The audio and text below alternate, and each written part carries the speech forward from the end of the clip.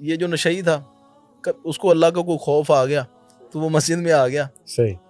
تو اس نے آگے وضو کرنا شروع کر دیا. کوئی بندہ اوپر سے آ گیا, اس نے کہا نشئی تو مسجد میں, کہتا تکلیف تو تجھے تب ہونی جب تو مجھے جنت میں دیکھے گا. تو اصل میں ہم جب جج کرنے لگ جاتے ہیں نا تو یہ بھی مسئلہ ٹھیک نہیں ہے.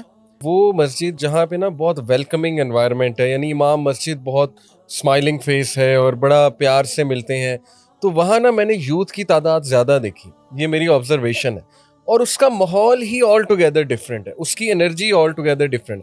کچھ مساجد میں نے دیکھا ہے کہ بہت ڈرائی ماحول ہے.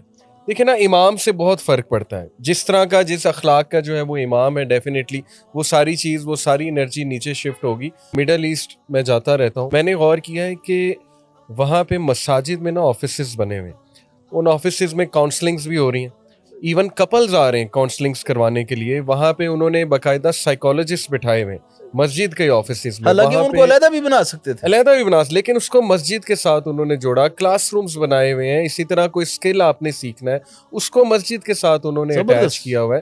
تو یہ دیکھیے نا, ایک ماڈل ہمیں نظر آ رہا ہے کہ ایسا ممکن ہے. پھر آپ دیکھیں ان کا سسٹم کتنا زبردست ہے. آئی تھنک اس کو وقف سسٹم کہتے ہیں, کہ شاپنگ مال ساتھ ہے, انکم بیسکلی وہاں سے آ رہی ہے اور اس کے تھرو جو ہے وہ مسجد چل رہی. اس کا ایک فائدہ یہ بھی ہے کہ وہ شاپنگ مال میں کوئی حرام کام نہیں ہوگا, اسی غیرت سے کہ مسجد بالکل ساتھ ہے. تو آئی تھنک یہ بڑا زبردست ماڈل ہے.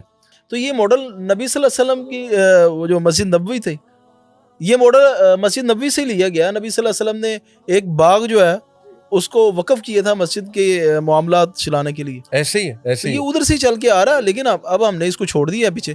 تو نبی صلی اللہ علیہ وسلم صحابہ سے کہتے ہیں کہ جب تو نماز پڑھو تو تھوڑی دیر بیٹھے رہو تاکہ عورتیں پیچھے سے چلی جائیں, ان کو سیفٹی, ان کی سیکیورٹی. اچھا, یہ جو نماز کے بعد جو امام تھوڑی دیر آگے منہ کر کے بیٹھے رہتے ہیں نا, تو پھر پیچھے کو منہ کرتے ہیں, تو اس کی حکمت بھی یہی ہے کہ نبی صلی اللہ علیہ وسلم تب تک آگے منہ رکھتے تھے اور صحابہ ادھر ادھر نہیں دیکھتے تھے.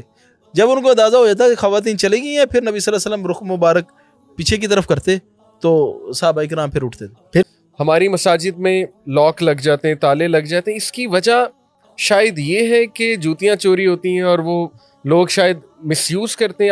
آپ کو کیا لگتا ہے, یہ کیا سوچ ہے ایڈمنسٹریشن کی تالے لگانے والی؟ علی بھائی, اس میں کچھ انتظامی معاملات بھی انوالو ہیں.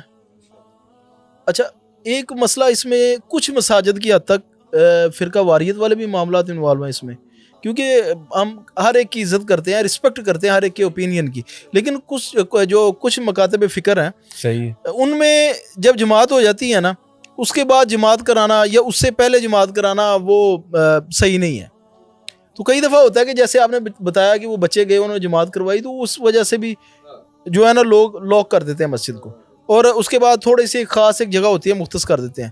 پھر کئی جگہ پہ بلا وجہ ہی کر دیتے ہیں. محلوں میں اصل میں لوگ پانی بھرنے کے لیے آ جاتے ہیں, حالانکہ بھرنے تو کیا جاتا ہے آپ کا, یا ریسٹ کرنے لوگ آ کے ریسٹ کر لیتے